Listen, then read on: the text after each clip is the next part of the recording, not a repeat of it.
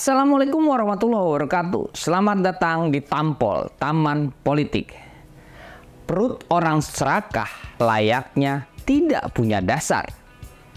Dari peribahasa ini kita bisa melihat bahwa orang serakah, orang yang haus kekuasaan, tidak akan pernah merasa puas dengan hasil yang dicapainya. Sekarang masa pemerintahan Presiden Joko Widodo memang tidak lama lagi, tetapi capaian-capaian hasil kerja Presiden Joko Widodo cukup mampu memuaskan rakyat Indonesia. Terbukti dari rilis survei, 81% rakyat Indonesia sangat puas kinerja Presiden Joko Widodo. Tapi itu tidak berjalan mulus-mulus saja. Cobaan datang dari pembantu Presiden Joko Widodo yang katanya penerus dari Presiden Joko Widodo, Prabowo Subianto. Prabowo Subianto yang menjabat Menteri Pertahanan banyak melakukan kesalahan dalam mengeksekusi program-program unggulan Presiden Jokowi. Yang pertama, ada Food Estate, program mulia dari Presiden Jokowi untuk merealisasikan falsafah Bung Karno tentang berdikari rakyat Indonesia. Proyek ini digarap oleh Prabowo sebagai penanggung jawabnya. Proyek ini pula menelan anggaran yang sangat-sangat besar, sekitar 1,5 triliun rupiah. Prabowo sebagai penanggung jawab tidak bisa menyukseskan program Presiden Joko Widodo ini. Selain itu, proyek Food Estate ini banyak sekali konflik kepentingan. Terbukti ditunjuknya PT Agro Industri Nasional atau Agrinas sebagai mitra pelaksana proyek tersebut. Sementara pimpinan PT Agrinas ini diisi oleh orang-orang dekat Prabowo Subianto. Bahkan sebagian besar dari mereka adalah pimpinan teras Partai Gerindra dan tim sukses Prabowo Subianto. Nah loh, jadi terang kan kemana arahnya ini. Proyek ini rawan sekali bancakan para politisi.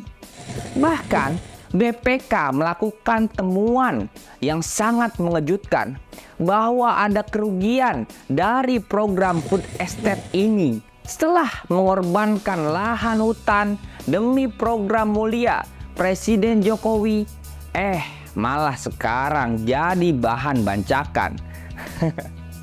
Rakyat Indonesia menunggu tanggung jawabnya, Pak. Sementara jawaban sang penanggung jawab Prabowo Subianto mengatakan jika prosesnya ada masalah, harusnya ada langkah-langkah mitigasi untuk mengantisipasi persoalan tersebut. Apa antisipasinya? Asal jangan moncong senjata saja, Pak. Yang kedua, ada program pembelian pesawat tempur bekas Angkatan Udara Qatar. 12 pesawat Mirage 2005 dibeli oleh Prabowo dengan harga 12 triliun rupiah. Tetapi Prabowo sangat bangga dengan hal itu. Padahal Presiden Joko Widodo memerintahkan seluruh kementerian jangan pernah membeli barang yang bekas-bekas. Nah, yang lucu, pesawat-pesawat ini pernah akan diberikan secara cuma-cuma melalui sistem hibah dari Qatar saat tahun 2009 lalu. Saat itu, masa Menhan Juwono Sudarsono ditolak, alasannya waktu itu adalah kos pemeliharaan terlalu tinggi. Jadi Indonesia menolak dikasih cuma-cuma. Kita bisa bandingkan tahun 2009 dikasih kita nolak. Sekarang tahun 2023 kita beli dengan harga yang mahal. Kalau pakai logika 14 tahun itu harusnya ada penurunan biaya kalau kita beli barang-barang bekas. Tapi ini satu pesawat harganya masih 1 triliun. Mantap, mantap, mantap. Pesawat itu alasannya untuk menyesuaikan pilot angkatan udara sebelum memakai pesawat tempur Rafale yang dibeli dari Prancis. Padahal pesawat Mirage dan Rafale jauh berbeda speknya. Elit seperti itu memang gampang kalau ngeles. Apalagi soal pembelian alutsista di Kemenhan yang digarap oleh PT Teknologi Militer Indonesia atau TMI. Katanya sih supaya menghindarkan dari mafia dan tanpa markup. Cuma yang aneh, komisaris PT TMI adalah pembina Partai Gerindra. Nah loh lagi, tugas PT TMI adalah impor peralatan militer, transfer teknologi, dan transfer counter trade. Menghindarkan dari mafia. Kok sekarang jadi orang-orang deket Prabowo semua yang isi jabatan pentingnya? Nah, yang perlu publik ketahui, anggaran pengadaan alat-alat militer sekitar 1.760 triliun rupiah. Wow, banyak banget. Yang terakhir, ada pembangunan kapal yang dipesan oleh Prabowo Subianto untuk TNI Angkatan Laut. Nah, masalahnya proyek pembuatan kapal tersebut melanggar izin dan katanya galangan kapal tersebut di Bandar Lampung karyawannya semua pensiun dini. Jadi pembuatan kapal untuk TNI AL yang dipesan Prabowo terancam mangkrak. Harusnya sekelas menteri tahu perusahaan yang kredibel dan tidak. Jadi bisa mengeksekusi program-program dengan baik. Kontrak pembuatan kapal OPV Hull yang untuk Angkatan Laut ini menelan anggaran 1,79 triliun rupiah.